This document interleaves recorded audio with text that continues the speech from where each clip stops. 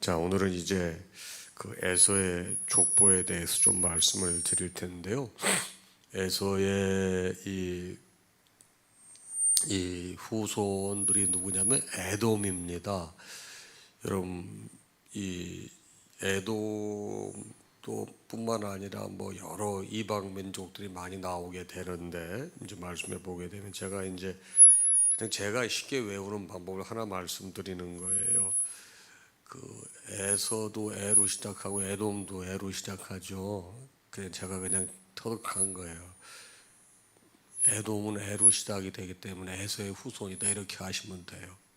별거 아닌 것 같지만 여러분 나중에 도움이 될 겁니다.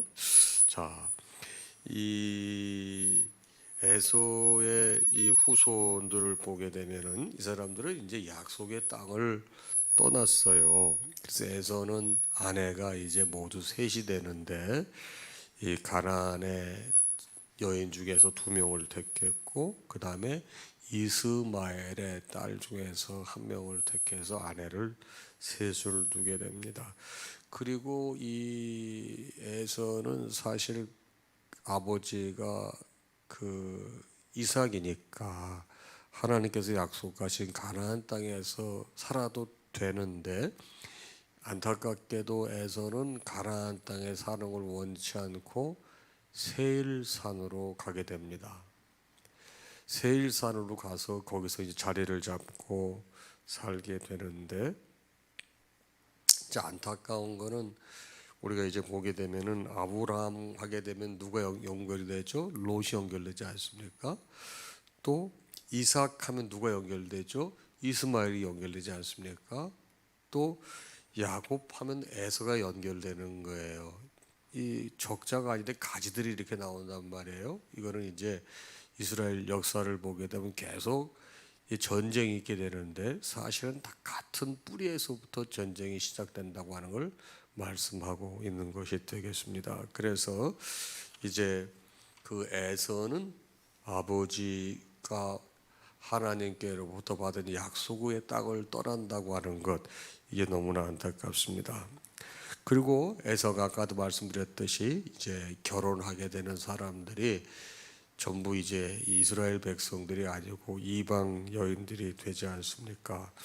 그래서 가나안 땅에 살지 않고 세일산에 거주했기 때문에 하나님께서 약속하신 가나안 땅의 유업을 받지 못하고, 안타까운 것은 이 에돔 족속 에서의 후손들은 나중에 바벨론에 의해서 철저하게 멸망하고 말죠.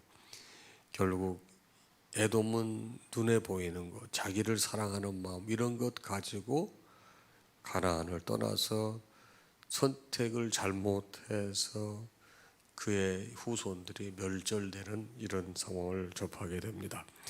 자, 오늘 말씀을 보게 되면 이제 이 에서의 족보가 시작이 되는데 에서는 아내가 셋이고 아들이 5이고 손자가 10이고 많은 이 족장들이 있었습니다. 에서가 가나안을 떠나서 세일산에 살게 되면서 비교적 경제적으로 안정적인 생활을 하게 됩니다. 근데 여기에 보게 되면은 이 에서의 손자 중에서 누가 나오는가 하면 아말렉이 나와요. 아말렉.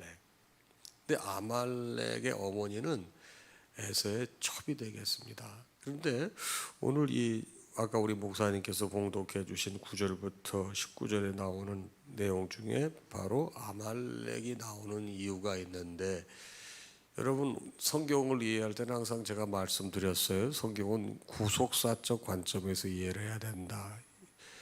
하나님께서 우리를 구원하시기 위해서 그 계획이 구체적으로 드러나는 게 성경인데, 그런 관점에서 봐야지 이걸 윤리적인 책이라든가 도덕적인 책이라든가 역사적인 책이라든가 이런 관점에서 보게 되면 여러분 잘 이해가 안 될 수가 있어요.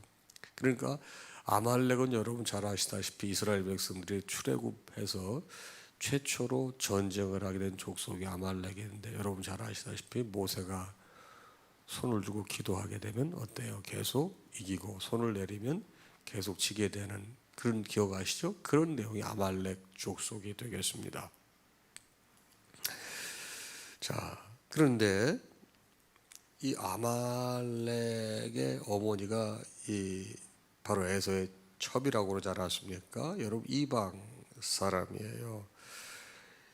이 사실 에서가 눈에 보이는 대로 마음이 가는 대로 이렇게 결혼을 한 거죠. 사실 가치관, 영적 가치관이 상실된 그런 만남이었다는 것입니다. 그래서 거기서 태어난 자식이 아말렉인 거예요.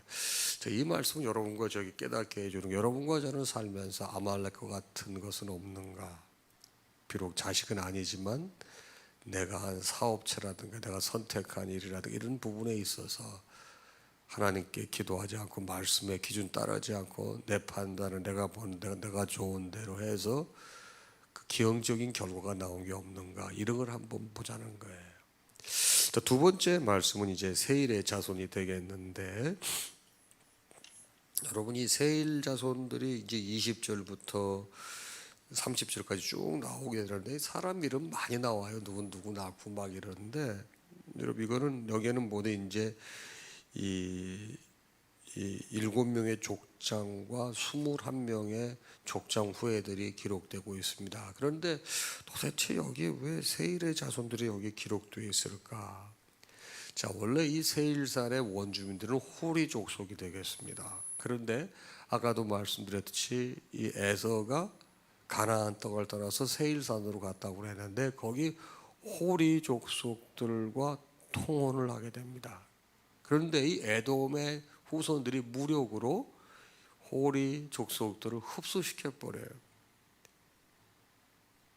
여러분 결혼은 한쪽이 강하고 한쪽이 약하고 그런 게 아니에요. 통혼이 돼서 자녀들이 태어나게 되면 동화가 되는 것입니다. 안타까운 것은 에서는 아버지가 이삭이에요. 그런데 호리 족속과 통혼함으로 말미암아 완전히 뭐가 되죠? 이방 족속이 되는 거예요. 네. 너무나 안타깝습니다.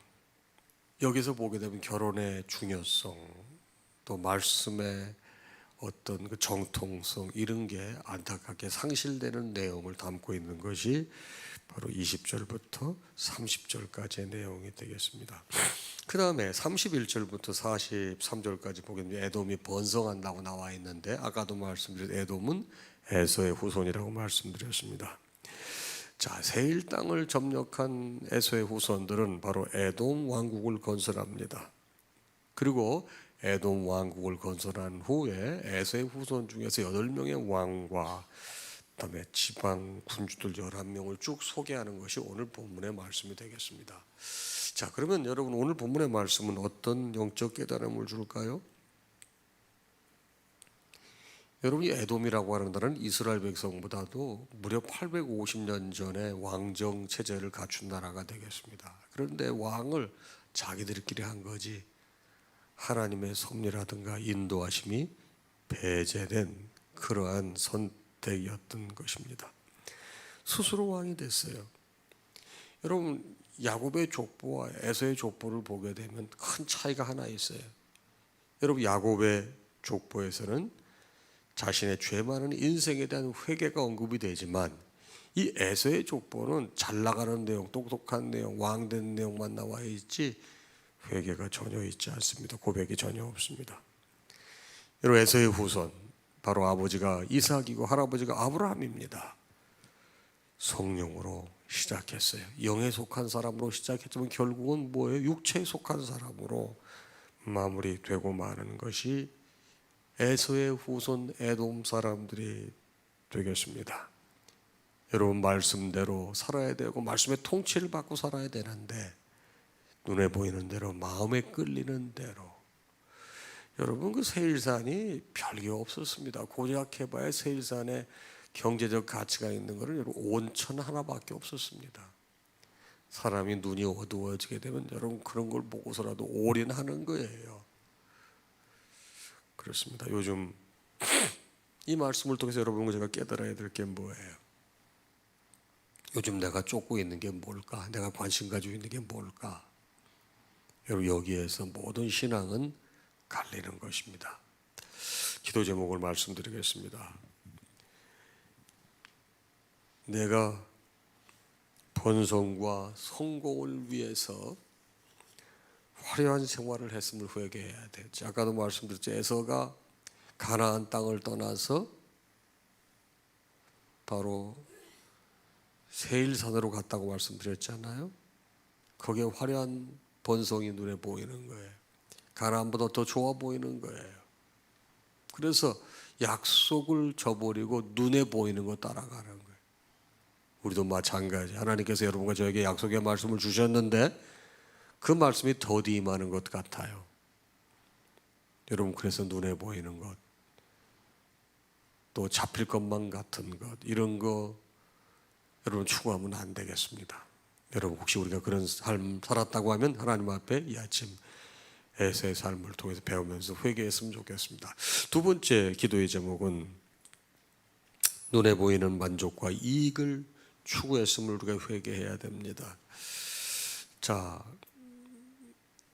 이 에돔의 족속은 하나님의 언약의 감동을 여러분 이어받았음에도 불구하고 호리 족속하고 통혼해서 완전히 동호가 됐다고 말씀을 드리지 않았습니까? 눈에 보이는데 역시 좋은 거예요. 세상 가치관이 마음이 이렇게 가는 거예요. 안 됩니다. 이런 거에서 정말 이익을 추구하고 만족이 되게 될 때 우리의 영성은 죽게 되어 있죠. 이런 거 오늘 아침에 회개하겠습니다. 그리고 마지막 에돔. 이 사람들 보게 되면은 하나님의 통치를 벗어나서 850년 전에 이스라엘 백성들도 먼저 왕정을 세웠습니다. 말씀의 통치를 받지 않고 자기들이 스스로 여러분 세워가는 것, 여러분 나의 왕국이 얼마나 오래 갈 수 있겠습니까? 여러분 진정한 번성의 복을 누리려고 하면 하나님께서 함께 하셔야 되는 거예요. 이제 말씀의 통치를 받아 진정한 번성의 복을 받는 우리 성도들이 되게 해달라고 우리 이제 이런 내용 가지고 우리 기도할 텐데요. 오늘은 우리가 찬송회를 할 수 있다 하신 이는 우리 찬양하도록 하겠습니다.